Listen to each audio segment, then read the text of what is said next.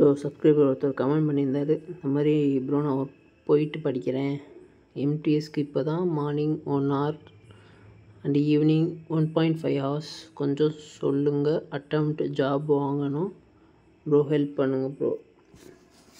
Okay, நீங்கள் வந்து காலைல ஒரு 1.5 மணி நேரம், ஈவினிங் ஒரு 1.5 மணி நேரம் படிக்கிறீங்க. ஸோ ஒர்க்கிங் ஆஸ்பிரண்ட் ஒர்க் பண்ணிக்கிட்டே படிச்சுட்ருக்கீங்க அப்படின்னா, நீங்கள் இப்போ எம்டிஎஸ்க்கு சொல்கிறேன், சீஜருக்கு இது அப்ளிகபிள் ஆகாது. So எம்டிஎஸ்க்குனா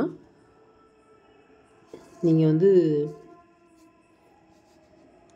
morning evening so half an hourன்னு எடுத்துக்கோங்க.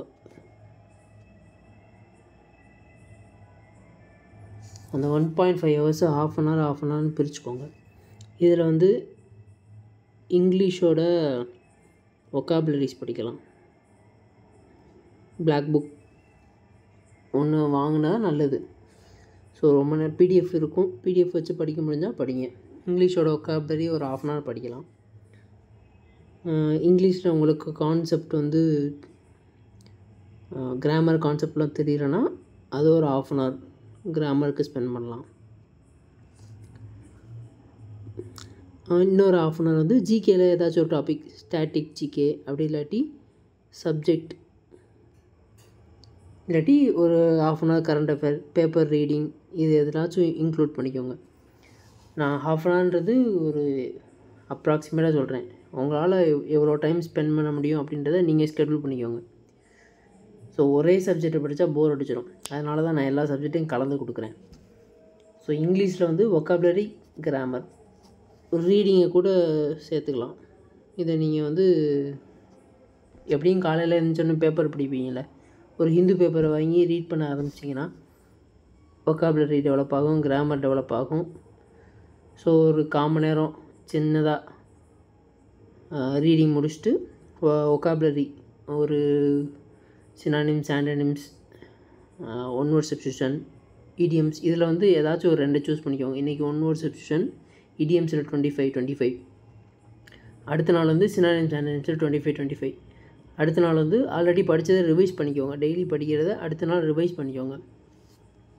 மார்னிங் பண்ணுங்கள். ஈவினிங் வந்து அதே மாதிரி half an hour படிச்சுக்கோங்க. மேக்ஸு ப்ளஸ் ரீசனிங், ஒரு ப்ரீவியஸ் இயர் கொஸ்டின் எடுத்துக்கோங்க. எம்டிஎஸோட ஒரு ப்ரீவியஸ் இயர் கொஸ்டின் எடுத்துகிட்டு மேக்ஸ் ப்ளஸ் ரீசனிங் மினிமம் ஒரு கொஸ்டின் சால்வ் பண்ணுங்கள். அது போதுமானது. ஸோ எம்டிஎஸ்க்கு வந்து ஜஸ்ட் குவாலிஃபைங் நேச்சர் தான் மேக்ஸும் ரீசனிங்கும். ப்ளஸ் இதோடு சேர்த்து காலைல படித்த இங்கிலீஷ் ஒக்காபுலரியை ரிவிஷன் பண்ணிக்கோங்க. ஜிகே டாபிக் ஒன்று சேர்த்துக்கோங்க.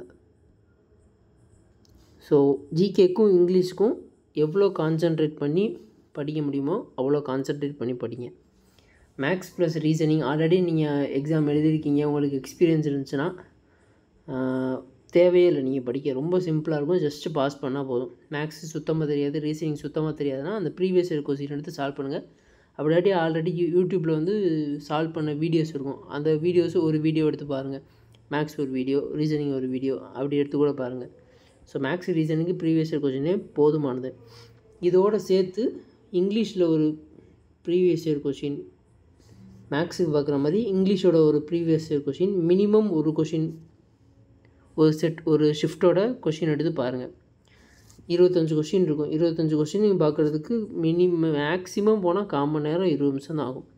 ஸோ அந்த மாதிரி டைமை நீங்கள் பிரிச்சுக்கோங்க. நீங்கள் எப்படி, உங்களோட கெப்பாசிட்டி என்ன, உங்களோட எஃபர்ட் என்னன்றது எனக்கு தெரியாது. ஸோ இப்படி படிச்சிங்கன்னா கொஞ்சம் எஃபெக்டிவாக இருக்கும். டைமிங் என்னன்றதை நீங்கள் பிரித்து படிச்சுக்கோங்க. ஸோ ஒரு சப்ஜெக்ட் மட்டும் படித்தா கண்டிப்பாக போர் அடிச்சிடும். அதே மாதிரி மேக்ஸ் படிக்க ஆரம்பித்தா அது போய்கிட்டே இருக்கும், ஜிகே படிக்க ஆரம்பித்தா போய்கிட்டே இருக்கும். ஸோ கட் பண்ணிடுங்க. முகல்ஸில் வந்து இன்னைக்கு கில்ஜி மட்டும் படிங்க, அக்பர் மட்டும் எடுத்து படிங்க. சரி, முகலில் கில்ஜி வராது, டெல்லி சுல்தானேட்டு தான் கில்ஜி வரும்.